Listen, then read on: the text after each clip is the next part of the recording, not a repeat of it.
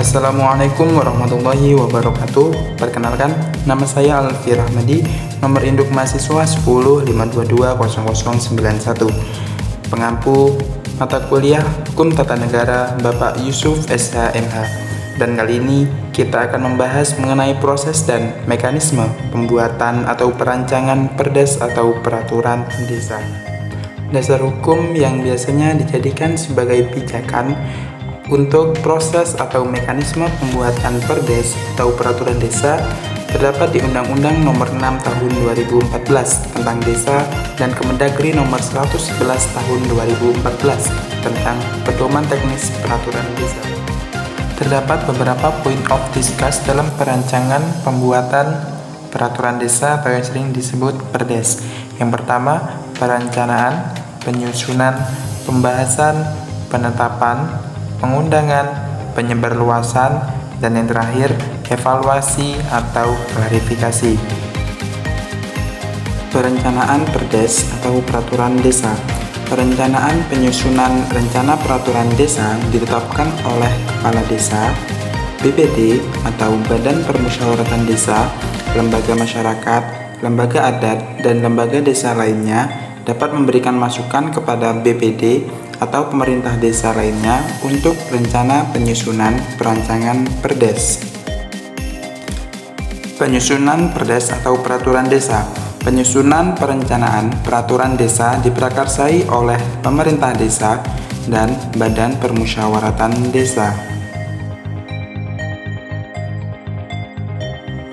Penyusunan rancangan peraturan desa yang diprakarsai oleh pemerintah desa.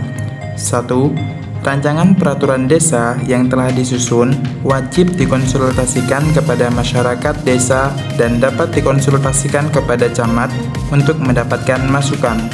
2. Rancangan peraturan desa yang dikonsultasikan diutamakan kepada masyarakat atau kelompok masyarakat yang terkait langsung dengan substansi materi pengaturan. 3. Masukan dari masyarakat desa dan camat digunakan pemerintah desa untuk tindak lanjut proses penyusunan rancangan peraturan desa.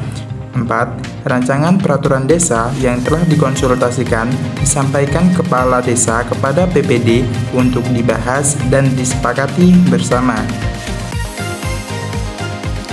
Penyusunan rancangan peraturan desa yang diprakarsai oleh Badan Permusyawaratan Desa. 1. BPD dapat menyusun dan mengusulkan rancangan peraturan desa kecuali rancangan peraturan desa tentang rencana pembangunan jangka menengah desa.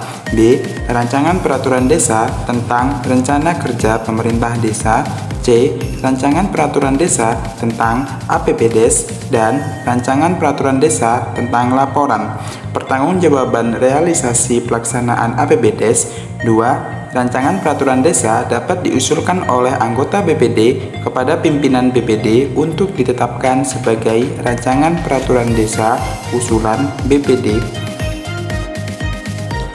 Pembahasan peraturan desa. 1. BPD mengundang kepala desa untuk membahas dan menyepakati rancangan peraturan desa. 2. Dalam hal terdapat rancangan peraturan desa, prakarsa pemerintah desa dan usulan BPD mengenai hal yang sama untuk dibahas dalam waktu pembahasan yang sama, maka didahulukan rancangan peraturan desa usulan BPD, sedangkan rancangan peraturan desa usulan kepala desa digunakan sebagai bahan untuk persandingkan. 3. Rencana peraturan desa yang belum dibahas dapat ditarik kembali oleh pengusul. 4. Rancangan peraturan desa yang telah dibahas tidak dapat ditarik kembali kecuali atas kesepakatan bersama antara pemerintah desa dan BPD.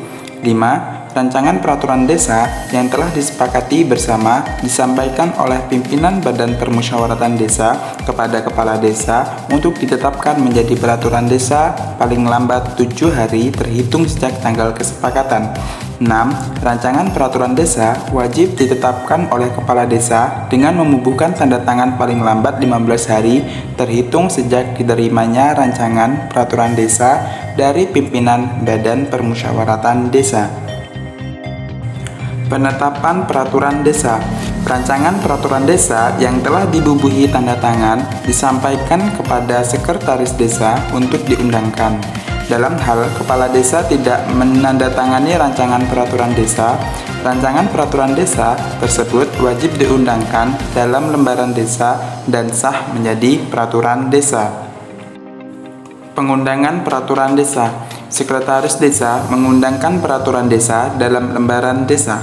Peraturan desa dinyatakan mulai berlaku dan mempunyai kekuatan hukum yang mengikat sejak diundangkan. Penyebarluasan peraturan desa. Penyebarluasan dilakukan oleh pemerintah desa dan BPD sejak penetapan rencana penyusunan rancangan peraturan desa. 2. Penyusunan rancangan peraturan desa. 3. Pembahasan rancangan peraturan desa. 4. Pengundangan peraturan desa. Penyebarluasan dilakukan untuk memberikan informasi dan atau memperoleh masukan masyarakat dan para pemangku kebijakan. Evaluasi atau klarifikasi. 1. Rancangan peraturan desa tentang APBDes, pungutan, tata ruang, dan organisasi pemerintah desa yang telah dibahas dan disepakati oleh Kepala Desa dan BPD disampaikan oleh Kepala Desa kepada Bupati atau Wali Kota melalui camat atau sebutan lain paling lambat 3 hari sejak disepakati untuk dievaluasi. 2. Dalam hal Bupati atau Wali Kota tidak memberikan hasil evaluasi dalam batas waktu, peraturan desa tersebut berlaku dengan sendirinya. Kendala dalam proses dan penerapan peraturan desa. Yang pertama, ketidaksinkronan antara BPD dan pemerintah desa. Semisal, BPD memiliki suatu pemikiran untuk membuat suatu aturan dan tetapi pemerintah desa memiliki peraturan yang lain atau suatu yang ingin dibuat oleh pemerintah desa. Ya, hal ini yang menjadi ketidaksinkronan sehingga proses pembuatan perdes terjadi agak lama. Yang kedua, warga desa lain yang tidak paham akan perdes setempat.